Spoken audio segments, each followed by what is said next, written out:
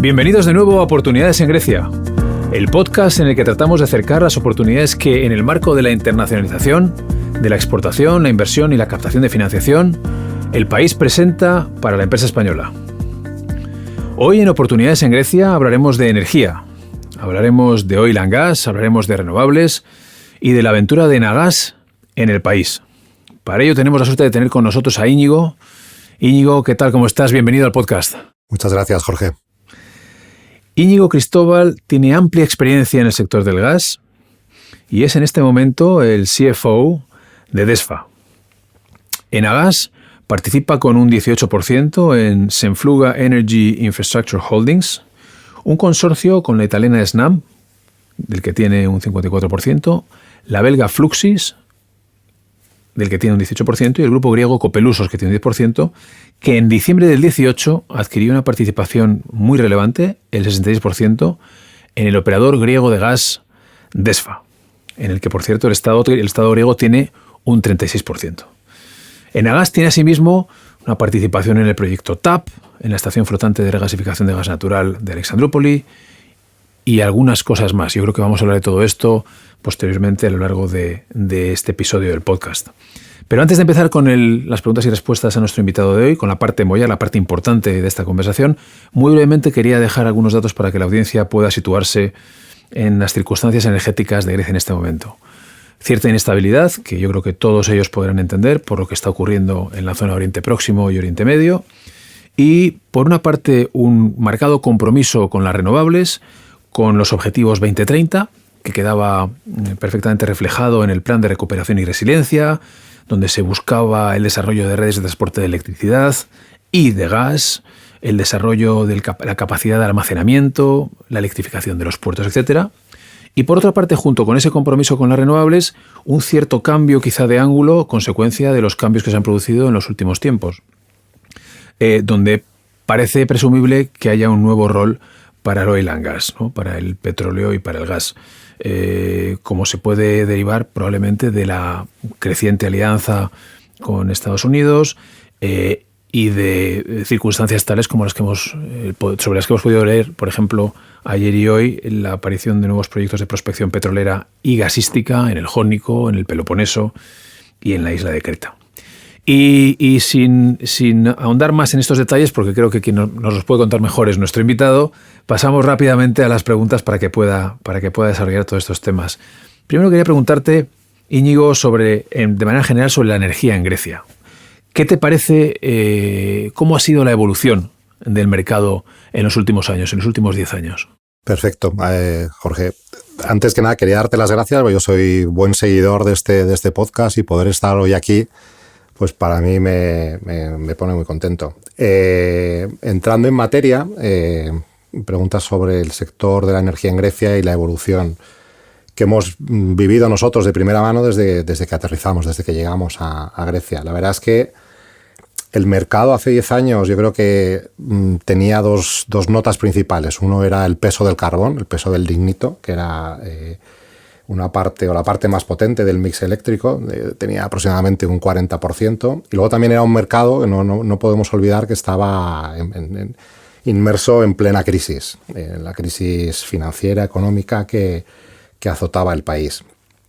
La evolución desde entonces, desde hace 10 años ha sido, yo creo que podríamos decir, muy positiva. Yo creo que lo principal ha sido ese camino de descarbonización que se marcó, como decías tú, que estaba en los planes y que se está logrando y que ha avanzado por muy buen camino, logrando bastantes de los objetivos que se había marcado. El carbón prácticamente ha desaparecido. De las 4 plantas de lignito que había, se han cerrado 3, queda una y con planes para cerrarlo. Y eso se ha visto balanceado, se ha visto compensado con el fuerte crecimiento, la fuerte expansión de las renovables. Solar y eólica, yo creo que sobre todo con más peso de la solar. Así que es verdad que la solar actualmente tiene unos precios competitivos sin necesidad de incentivos, y eso ha permitido un boom en todos los países, pero yo creo que Grecia es un paradigma para ello. Y luego también el gas ha tenido un mayor uso, un uso preponderante no solo a nivel de consumo, sino también en la parte de generación de electricidad. Y en los últimos años hemos visto el papel de Grecia, que luego podemos comentar algo más en detalle, como país exportador de gas, sin ser un país que tenga gas, pero sí como puerto de entrada de gas para los países vecinos, que yo creo que ese es un punto muy, muy importante. Y yo creo que para eso ha influido bastante situaciones como hace 4 años la guerra de Grecia y el giro geoestratégico a nivel energético que se ha vivido en Europa. Y bueno, también comentaremos algo, me imagino, durante la conversación sobre lo que está ocurriendo recientemente en Irán, en el Golfo Pérsico, y el cómo también condiciona un poco a nivel Europa, o yo diría que a nivel mundial, el mapa y los flujos de la energía. Pues sí, luego hablaremos de geoestrategia. Realmente Grecia es un país que está ubicado en un punto muy singular de la geografía de la zona y claramente hay intención por parte de la administración de crear un hub en múltiples verticales, ¿no? La energética es una, pero también la logística, los datos, etcétera. Un paso más atrás para quienes nos están escuchando. Te quería preguntar, para que la audiencia pueda entender, ¿qué es Enagás y cómo llega Enagás al mercado griego, ¿no? Ese primer paso que dais cuando entráis, yo diría que a mediados de la década pasada, ¿no?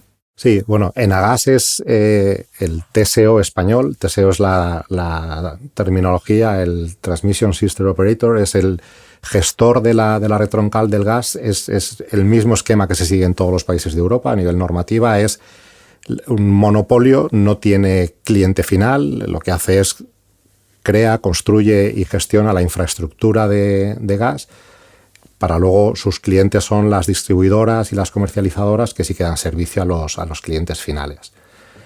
Enagás, por dar algunas cifras de Enagás, alguna pincelada para ponerla un poco en el mapa, en España Enagás tiene 12.000 kilómetros de tuberías, tiene 6 plantas de regasificación. En el año 22, cuando empezó la guerra de Ucrania, que se apostaba por un modelo, sobre todo en la Europa del Este, de transporte de gas vía tubería y no tanto del GNL, que ahora tiene muchísimo más peso, esas plantas, o la capacidad de las plantas de Enagás suponía el 30% de la capacidad de toda Europa. Eso ha cambiado porque ahora los países han incrementado y han empezado a invertir para buscar alternativas. Pero por la situación geográfica de España tan alejada de Rusia, que era el punto de generación o de origen del gas, sí que tenemos cerca Argelia, pero sobre todo el mercado más potente era Rusia. Dada la lejanía, pues se apostó en España por la construcción de esas plantas de regasificación que le han dado luego una capacidad de asegurar el suministro muy potente que en otros países no ha ocurrido. Enagás también tiene 3 almacenamientos subterráneos, 2 en tierra y uno submarino, que enfrente de Vizcaya. Y luego el accionariado, en Enagás hay una particularidad, es que a nivel estatutos, pero luego también por la normativa española, ningún accionista puede tener más del 5%. Entonces el gobierno español controla con un 5%, otro principal accionista es Amancio Ortega y luego el resto del capital es una compañía que está en bolsa, está listada, está muy atomizada el resto del capital. Actualmente la capitalización puede estar en torno a los 4.000 millones de euros, por dar un poco un orden de magnitud. Y bueno, es una compañía que se privatizó hace 30 años, estuvo realizando inversiones en España, está en un sector regulado, luego los ingresos dependen mucho de la normativa que se aprueba. Y desde hace unos 10, 15 años se hizo una apuesta por salir al mercado exterior, por poder invertir en otros países, poder aportar ese know-how, todo ese conocimiento que había a nivel interno en la gestión de infraestructuras. Y yo creo que primero se apostó por el mercado americano, Latinoamérica, México, Chile, Perú, construyendo instalaciones, construyendo gasoductos o alguna terminal. Hubo también una inversión muy, muy potente en Estados Unidos, unos años más reciente, la inversión que se hizo en Tallgrass, se compró una participación por 1.500 millones de dólares.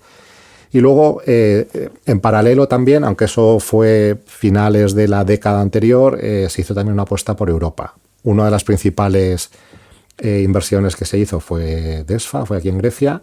Como decías tú antes también, se participó en el proyecto de TAP. TAP es la construcción, es el tubo transadriático o el Trans-Adriatic Pipeline, y es una tubería que conecta desde la frontera con Turquía, atravesando Grecia, Albania, hasta Italia, para crear un punto de suministro adicional. Ahí se hizo un greenfield, se construyó desde la nada y ahora se está gestionando esa infraestructura.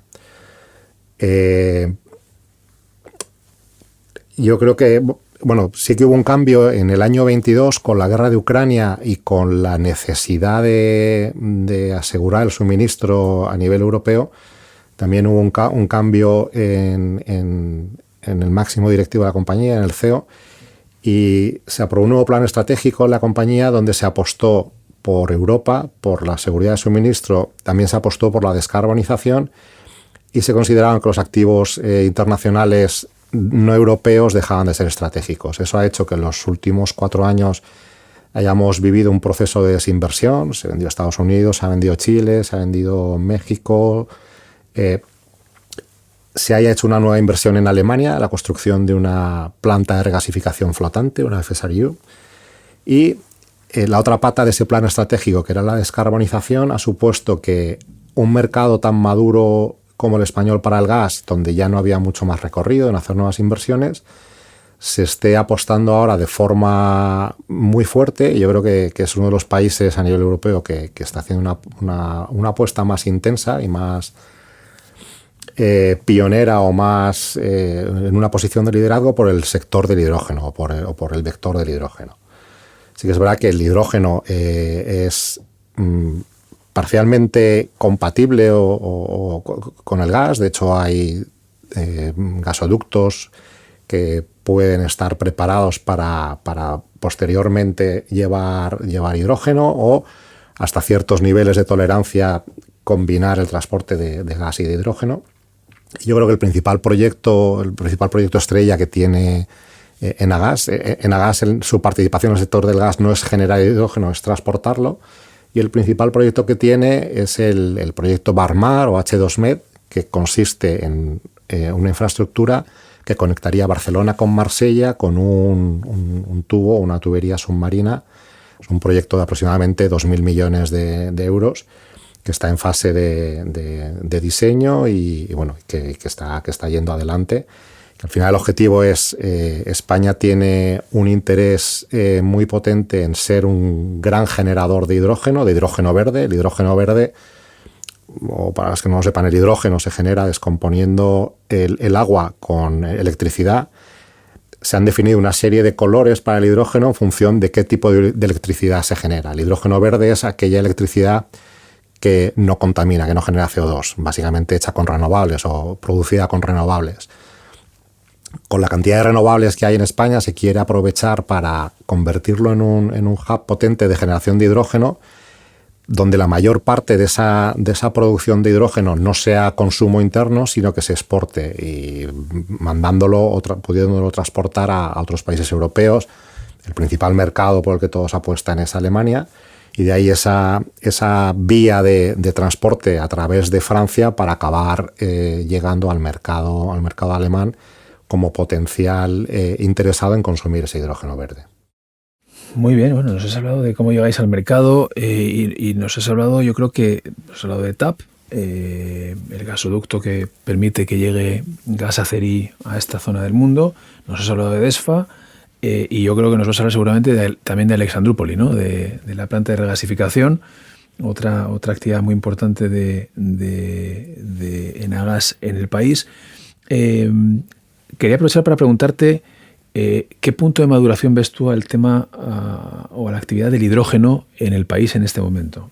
Y aparte de eso, para preguntarte por ese proceso inversor que habéis tenido aquí en Grecia. Pues lo natural y lo normal es que hayáis tenido alguna sorpresa positiva, alguna sorpresa menos positiva, desde el punto de vista de del business friendly, el nivel business friendly del país, ¿no? ¿Es fácil o no es fácil constituir una sociedad, encontrar talento, el regulador, la gestión de los stakeholders en los proyectos, ¿no? Tenéis proyectos en los que, bueno, pues recuerdo el proyecto de TAP, en el que, pues lógicamente, tienes que expropiar terrenos en múltiples municipios, en fin, que los stakeholders son muy variados, muy distintos y a veces con incentivos diferentes, ¿no? ¿Qué ha sido lo que os habéis encontrado aquí cuando habéis invertido? A ver, nuestra forma de aterrizaje aquí en Grecia es distinta a otro tipo de inversiones que haces en otros países, porque no es una compañía que compras directamente o una inversión que creas tú de cero, sino vas a un proceso de privatización. Entonces aquí el proceso fue, nos asociamos 3 operadores internacionales, 3 operadores europeos, participamos en el proceso de privatización, nos quedamos con la mayoría de la compañía. Entonces, una compañía que era pública y con accionariado local, o que era 100% del gobierno, y con una mentalidad un poco determinada, de repente pasa a tener unos gestores que son internacionales y empresas privadas. Entonces el cambio inicial fue muy potente. Te encuentras un equipo que es bueno, el equipo que había en la compañía era bueno, pero tenía otra forma de gestión. Entonces, bueno, aportamos nuestros diferentes know-how, el equipo italiano, el belga y nosotros los españoles, para hacer ese proceso de transformación, que es un cambio cultural, es un cambio a nivel de procesos, es un cambio en la forma de la gestión, donde los accionistas están siempre muy presentes y tienes que estar siempre manteniendo un poco los estándares, el reporting y todo lo que te exigen los accionistas. Los 3 accionistas de control eligen al CEO y al director financiero. Actualmente la CEO que hay en la compañía es italiana y yo estoy como CFO designado por Enagas. El equipo que encontramos, preguntabas por cómo fue un poco el aterrizaje y lo que nos hemos encontrado. El equipo que encontramos, o el equipo que hemos visto, es muy profesional, es bueno. El talento que hay en Grecia, o la gente que hemos visto en Grecia cuando hemos tenido que incorporar gente, vemos que hay talento, hay gente muy buena, gente preparada. Hombre, hay una barrera obvia, que es el tema del idioma, pero sí que es porque encima el griego no es un idioma fácil, pero sí que es verdad que nos ha sorprendido que la gente que habla muy bien inglés, te puedes manejar con inglés sin ningún problema. Y de hecho en la compañía las comunicaciones, los documentos, las reuniones se hacen, en inglés, sobre todo los documentos, y que luego las reuniones del resto del equipo, cuando hay gente que solo habla griego, las hacen en griego. Pero sí que el nivel de comunicación es muy fluido.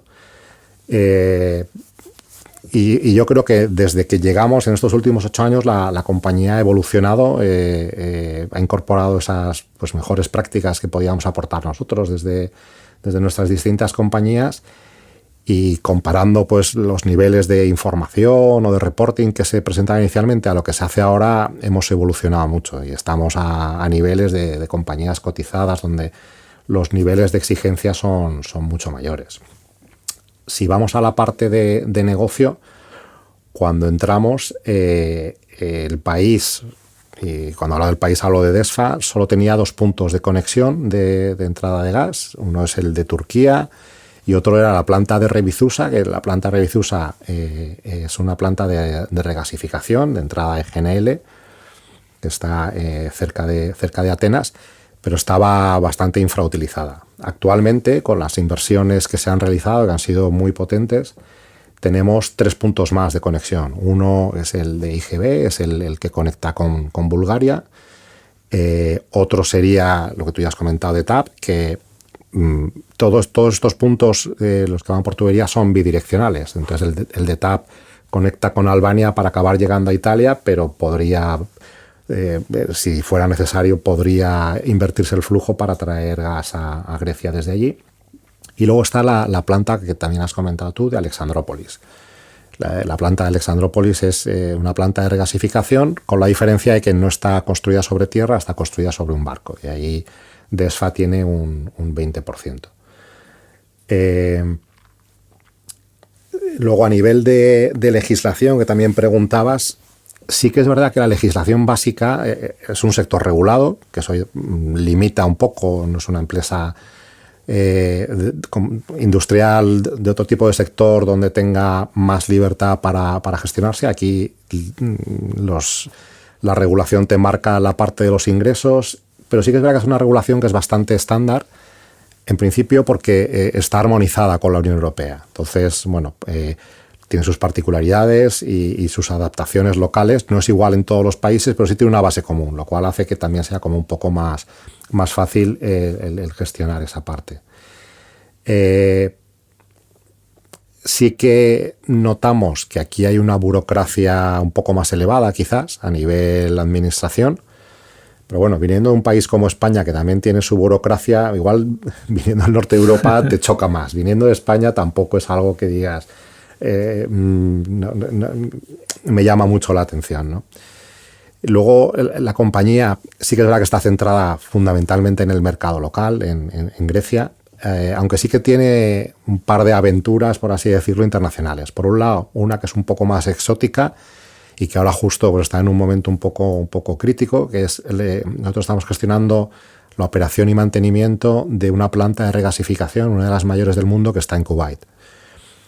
Pues con la tensión que nos genera ahora, donde estamos monitorizándola permanentemente para ver cómo evoluciona todo por el conflicto del Golfo Pérsico y los potenciales peligros que puede haber allí. Pero bueno, ganamos un contrato hace 4 años y la verdad es que la gestión está yendo muy bien.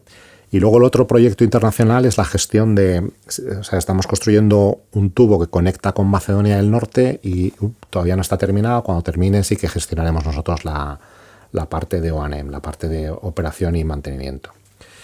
Y luego yo me he encontrado una compañía muy dinámica, muy activa. Es una compañía, el mercado del gas en Grecia, pues por cuestiones históricas, también por cómo es la geografía aquí, todavía tiene recorrido. Yo que vengo de España, donde la inversión adicional que se va a hacer en gas natural, en redes de gas natural, es muy baja en España. Aquí hay un plan aprobado a 10 años donde los proyectos de inversión ascienden a 1.000 millones de euros para acabar de extender red a otras partes del país y también un poco para potenciar la red que hay, para darle más capacidad, sobre todo, no para consumo interno, sino para exportación hacia los países del Báltico, hacia arriba. Es importante decir que desde Grecia, si te metes luego en el Mar Muerto, no hay más plantas de regasificación. Con lo cual, el gas natural, que algo hemos comentado antes, tradicionalmente venía por tubo desde Rusia. Desde el conflicto de Ucrania y con la prohibición o el veto al gas ruso, de alguna forma, no se ha hecho de forma radical, pero se ha ido reduciendo, pero cortas el suministro. Entonces, el gas, si viaja, lo más fácil es que viaje por tubo en estado gaseoso. Si tiene que viajar a una distancia más larga, tiene que viajar en estado líquido, porque si no, no es viable. Para viajar en estado líquido, lo licuefactas en origen y en destino lo vuelves a regasificar. Y de esta forma reduces el volumen 600 veces. O dicho de otra forma, si lo quisieras transportar en estado gaseoso, necesitarías 600 barcos en lugar de uno. Eso te exige tener plantas de regasificación en destino y desde Grecia hacia el este, por el Mar Muerto, no hay más plantas de regasificación en Europa, es decir, en Bulgaria y en Rumanía. Entonces, la única forma de poder traer gas que no sea ruso a toda esta zona es a través de Grecia. Por eso, enlazando con lo que tú decías antes también, Grecia se ha convertido en un hub energético en el sector del gas, porque es una puerta de entrada muy potente para poder canalizar gas que venga de otros orígenes, fundamentalmente Estados Unidos, Nigeria, también Qatar. Sí que es verdad que ahora que estamos todos con la preocupación de el corte del estrecho de Hormuz y la limitación al transporte de gas, En Grecia no tenemos una exposición alta al gas catarí. Yo creo que el último barco que trajo gas catarí fue hace 5 años, con lo cual esa parada transitoria, o no sabremos hasta cuándo durará, de momento a lo que es Grecia no está impactando en cuanto a seguridad de suministro, en cuanto a riesgo de que no haya volumen. Por supuesto que todo el conflicto está impactando en la parte de precio que ha hecho que se dispare. Y luego, por contar algo también un poco de enfoque de futuro o de proyectos de futuro, aparte de lo que sería la actividad de gas natural, sí que hay algo que estamos haciendo en hidrógeno, pero un poco más a medio plazo. Yo que vengo de Enagás, donde el foco ahora mismo la apuesta es total por el hidrógeno, ¿no? Aquí no es que se descarte el hidrógeno, pero no se ve como algo tan inmediato. Se está dejando para un poco más adelante. Sí que estamos desarrollando algún proyecto, hemos recibido alguna subvención de Europa para alguno de los proyectos, o sea que estamos avanzando, pero puede que no a la misma velocidad que otros países de Europa. Y luego sí que hay un proyecto muy potente que hemos recibido una ayuda muy fuerte de Europa, del Innovation Fund, que es Apollo CO2, Apollo CO2, que es una planta de captura, bueno, que el carbono que se captura de los principales emisores de cementeras, montar una red de tuberías para mandarlo a una planta de licuefacción, donde ahí lo convertiríamos en líquido, para luego, mediante barcos, transportarlo a almacenes submarinos. Y de esa forma evitar que se libere a la atmósfera pues, una cantidad muy elevada de toneladas de CO2. Bueno, en definitiva, yo creo que es que hay miles de sinergias entre lo que hace Enagás y lo que se puede hacer en gas en este país, ¿no? TSO, regasificación, almacenamiento, hidrógeno y un largo etcétera. Quería retomar el tema del energy mix en el país y volver sobre esa dicotomía que observamos ahora, ¿no? Dicotomía, ¿no? Pues adaptación, diría yo, a las circunstancias actuales de ese energy mix. Como hablábamos al principio, había una serie de objetivos marcados para el 2030. Yo creo que Grecia ha ido rápido, ha sido muy dinámico, como decías tú, en el desarrollo de parques de renovables, quizá más solares últimamente que eólicos, en un inicio muchos eólicos también. Están ahora trabajando en la beta de las baterías, eso con algo más de calma, creo yo. Pero bueno, yo creo que esos objetivos se mantienen de alguna manera, aunque quizás de forma algo más reposada. ¿Cómo ves tú esa tendencia? ¿Crees que a futuro, ahora con los cambios y con la posible transformación de Grecia, dada su situación geopolítica o geoestratégica, en un punto de transición, crees tú que el ser un punto de transición va a significar además que se produzca más electricidad a partir del gas? ¿O no? ¿O consideras que el mix energético que hay ahora mismo para generación se va a mantener más o menos constante? A ver, yo creo que el gas es necesario y va a ser necesario. Hace algunos años podía parecer que los combustibles fósiles todos iban a desaparecer. Pero esa visión no es realista. Como dices tú, en el mix energético se ha avanzado mucho y se ha dado, ahora tiene mucho más peso a nivel porcentual la generación de renovables. Pero yo creo que hay que dar dos mensajes. Uno, no todo puede ser eléctrico, porque el transporte a día de hoy no es viable que todo sea eléctrico, o hay industria pesada que por la energía que necesita, por el poder calorífico que necesita, no se puede alimentar con electricidad. Y luego, que un sistema no puede ser 100% renovable. Salvo que dijeras que el 100% o que tiene la generación hidráulica un peso muy fuerte. ¿Por qué no puede ser todo renovable? Uno, porque el sol sale de día y el viento sopla cuando sopla, con lo cual tiene sus limitaciones.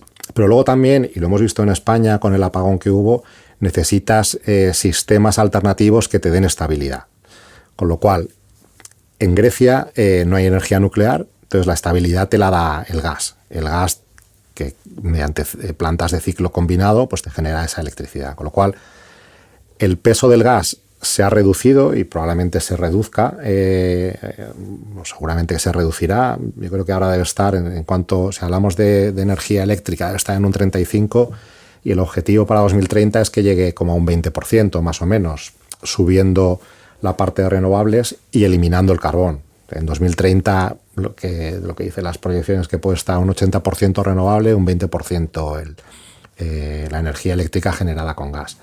Con lo cual va a seguir estando, pero también se ve un modelo en el que se va a incrementar la necesidad o el consumo de electricidad. Con lo cual al final no es que vayamos a estar estables, sino que va a haber más electricidad total generada. Por los modelos de consumo, por los modelos de gestión. Está el tema de los centros de datos, que son grandes o muy grandes consumidores, ¿no?, que demandan, con lo cual yo creo que el gas va a estar ahí y va a tener ese papel un poco de estabilizador del sistema. El gas genera CO2, pero yo creo que es bueno recordar que el gas genera un 50% menos CO2 que el carbón, con lo cual es un gran avance, y comparado con el petróleo genera un 30% menos, con lo cual yo creo que puede ser una herramienta útil en ese proceso de descarbonización que de forma gradual se está avanzando en el país. Y yo creo que aquí también merece la pena hablar de esos dos puntos de entrada, y que probablemente de entrada de GNL, la planta en tierra, aunque sea una isla, pero en tierra, de Revizusa, y la planta de Alexandrópolis. También potencialmente puede que se llegue a construir una tercera, que pues está saliendo ahora mucho, si hay varios proyectos, si alguno de aquellos va adelante. Toda esa entrada de GNL va a ser gas que parcialmente se consumirá en Grecia, pero no todo va a ser para Grecia, sino que hay un interés muy potente por parte del país, pero luego también, por ejemplo, Estados Unidos lo está apoyando mucho, de conseguir mandar gas hacia los países más del norte de Grecia, con un objetivo último de poder llegar a Ucrania, que hace unos años se alimentaba de gas ruso, y sustituir el gas ruso por gas que entre desde el sur de Europa. Hay varios proyectos desde distintos puntos de Europa, pero en Grecia, con Bulgaria, Rumanía, Moldavia, existe el Vertical Corridor, que es un proyecto donde, alineados todas las redes de suministro, permiten que, entrando el gas desde Grecia, se mande gas hacia arriba, hacia el norte, y que acabe llegando a Ucrania. Bueno, es un proyecto complicado, no tanto por la parte técnica, porque las infraestructuras en su mayor parte están, pero más a nivel político, a nivel regulatorio. Sobre eso te quería preguntar, sobre el corredor vertical, y cuánto está hecho y cuánto está por hacer. O sea, ¿cuánta financiación más o menos, si es que hay un orden de magnitud? Falta algo de infraestructura, porque nosotros, por ejemplo, pues el año pasado inauguramos 2 estaciones de compresión. Las estaciones de compresión lo que te permiten es aumentar la presión del gas para poder mandar más cantidad de gas. Al mismo tubo le aumentas la capacidad o el volumen que puedes mandar. Con lo cual nosotros sí que estamos preparados para volúmenes adicionales que podamos mandar hacia el norte. Falta algo de inversión en alguno de los países, pero no es una inversión tan relevante. No tengo ahora las cifras, pero sí que algo de inversión falta. Pero yo creo que es más complicado el alineamiento político de los países, el ser capaces de entre todos llegar a una tarifa que sea competitiva, que todos se pongan de acuerdo en cómo estructurarlo de forma que a nivel económico sea viable, porque si no, al final técnicamente puedes tener el tubo, pero por un tema de precio, Ucrania igual prefiere traerlo de Polonia porque el coste es más barato o las barreras que tiene son más fáciles, ¿no? Entonces, es un proyecto que está ahí. Yo creo que, de hecho, hace poco hubo una reunión en Estados Unidos con ministros y empresas europeas. Muy recientemente, sí. Para potenciar este proyecto, con lo cual ese apoyo, y también por parte de la Unión Europea, de la Comisión Europea. Entonces yo creo que ese apoyo institucional puede ayudar a desbloquear algunas de las barreras o de los problemas que a día de hoy nos encontramos en el desarrollo o la culminación de este proyecto. ¿Ves algún plazo? En fin, es difícil, por supuesto, no te pido que leas ahí la bola de cristal, ¿no? Pero es un proyecto realmente ambicioso, ¿no? Y yo creo que los 2 puntos importantes son los que has citado, ¿no? La infraestructura que está todavía por desarrollar y luego las subastas y los precios, ¿no? Para que la gente quiera entrar. Sí, porque se sacó alguna subasta el año pasado, pero se demostró que en las condiciones que se estaba sacando no había apetito por parte de los potenciales clientes. Entonces, ¿crees que podría haber alineamiento de incentivos e intereses en el corto o medio plazo? Sí. Para que esto funcione. A ver, este tipo de infraestructuras siempre hablamos de medio-largo plazo, porque lo que falta por hacer y la parte más comercial o más de definición de tarifas se podría gestionar en un corto plazo, pero bueno, combinado con la parte de infraestructuras que falta por desarrollar, pues podemos estar hablando de un proyecto a 2-3 años vista para que pudiera estar operativo de verdad. Francamente interesante todo lo que cómo está evolucionando el sector en la región, en Grecia en particular y en la región en general.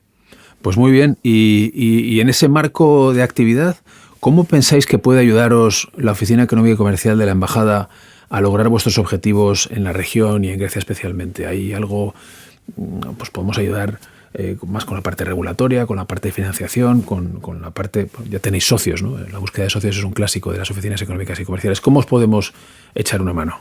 A ver, no somos la típica empresa, no somos una empresa española que viene aquí con su producto que está buscando o donde el papel vuestro puede ser mucho más directo, más activo.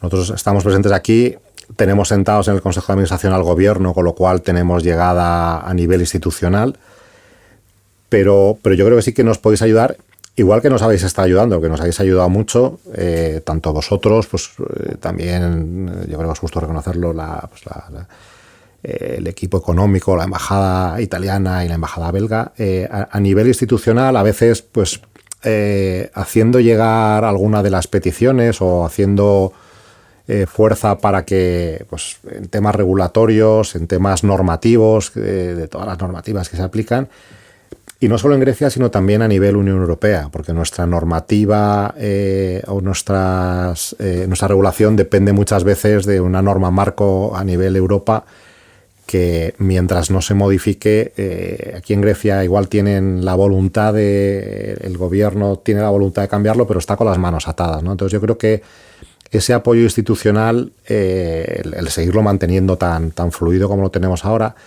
la parte de financiación que dices tú, bueno, sí que es verdad que la banca griega, después de todo lo que ha pasado, está muy saneada. Están los 4 bancos griegos, lo que aquí se llaman los 4 bancos sistémicos, en una posición, yo diría que incluso es envidiable. Vienen bancos extranjeros a vernos y no pueden competir con las condiciones de los bancos griegos. Tienen ahora una situación de liquidez elevada y ofrecen unos productos a unos precios competitivos, con lo cual... pero bueno, nosotros tenemos ya directamente ese acceso a las instituciones financieras locales, con lo cual sí que es verdad que a mí me ha sorprendido. Yo pensaba que iba a haber más presencia española en Grecia, por lo menos en la parte financiera o en alguna otra actividad. También yo creo que se explica un poco por lo que ha pasado en los últimos años. El país ha sufrido mucho, la empresa extranjera ha salido del país, pero sí que empezamos a ver ahora cómo están retomando la vuelta, cómo están viendo la oportunidad de negocio que se está generando en el país y ese crecimiento que está viendo, el poder aprovecharlo para generar negocio adicional para empresas españolas aquí. Sí, efectivamente están volviendo a solicitar licencias los bancos internacionales que se marcharon en la época de la gran crisis, ¿no? Pues interesantísima conversación, francamente, Íñigo.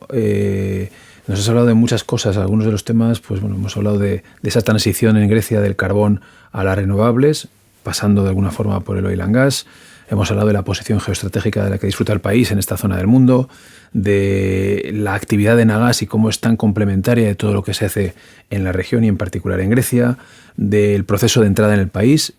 Prácticamente solo he oído sorpresas positivas, yo diría, ¿no? Talento, el idioma, sorprendentemente o no. Grecia es un sitio donde la gente habla inglés y lo habla muy bien. Yo creo que Grecia, Atenas, su capital, está entre las 15 ciudades donde mejor se habla inglés del mundo no anglosajón. Hablabas de la evolución de los puntos de conexión, de una regulación prácticamente estándar, una burocracia similar a la española. En fin, por ahí pocas sorpresas que no fueran positivas.